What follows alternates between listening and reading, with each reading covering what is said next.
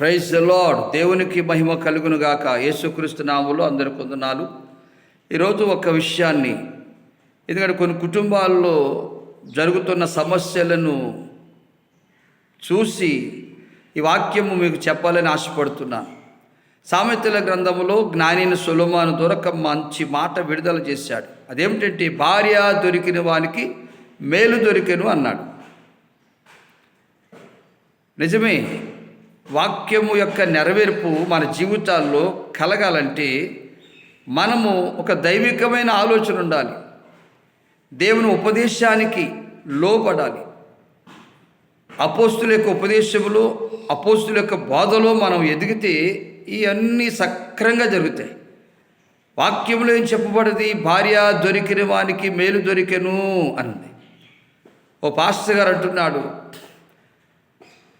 ఈ వాక్యము నా జీవితంలో నెరవేర్చబడలేదండి అంటున్నాడు.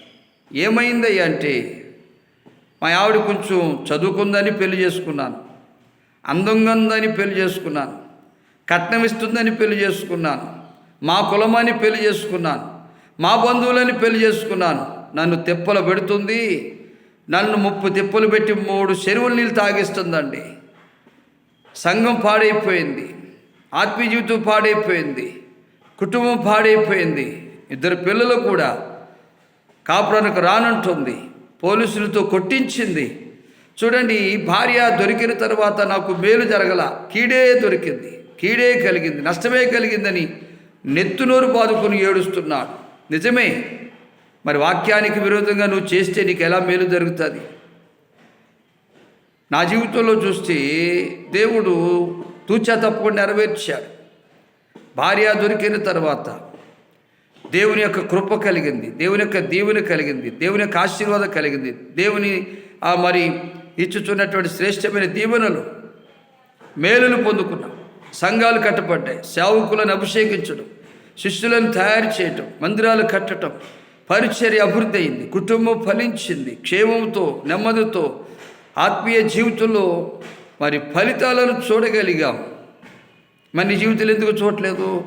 నువ్వు కులాన్ని చూసావు, నువ్వు అందాన్ని చూసావు, నువ్వు చదువును చూసావు, నువ్వు కట్నాన్ని చూసావు, నువ్వు బంధుత్వాన్ని చూసావు, అందును బట్టి నష్టపోవటం.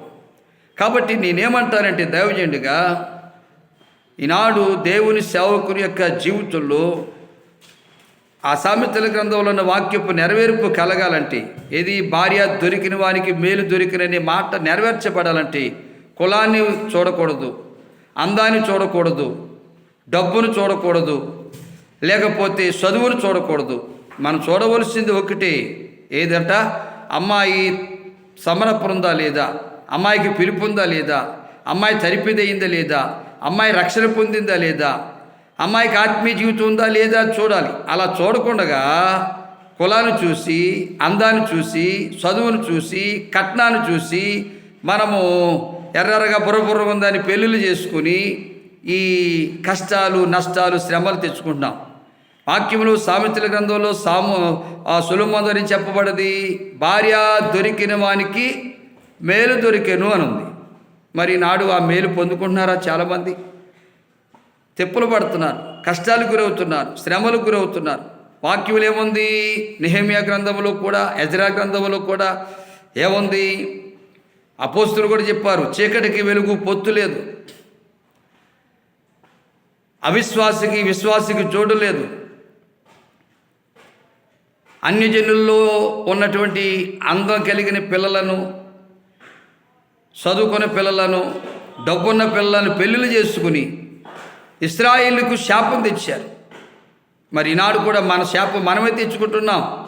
దైవజనుగా చెప్పేది ఏంటంటే, సమర్పణ కలిగిన అమ్మాయిని, పిలుపు కలిగిన అమ్మాయిని, తర్ఫీదు పొందిన అమ్మాయిని, రక్షణ పొందిన అమ్మాయిని, దేవుని పరిచర్య సావైన బ్రతుకైన చేయటానికి సిద్ధపడిన అమ్మాయిని పెళ్లి చేసుకుంటే మీ జీవితంలో ఎన్ని సమస్యలు వచ్చినా మరి కాపురం చెడిపోదు, కుటుంబం పాడైపోదు, జీవితాలు పతనం కావు, సంఘాలు నాశనం కావు.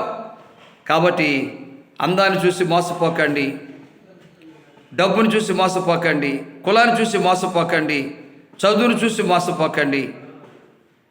దేవుని యందు విశ్వాసం ఉంచి దేవుని యందు భయభక్తులు కలిగినటువంటి వివాహ కార్యక్రమాలు జరిగించి దేవుని ఆశీర్వాదాలు పొందండి. దేవుడు మన దీవించును గాక. దేవుడు మన కుటుంబాలకు శాంతి సమాధానం ఇచ్చును గాక. ఆమేన్.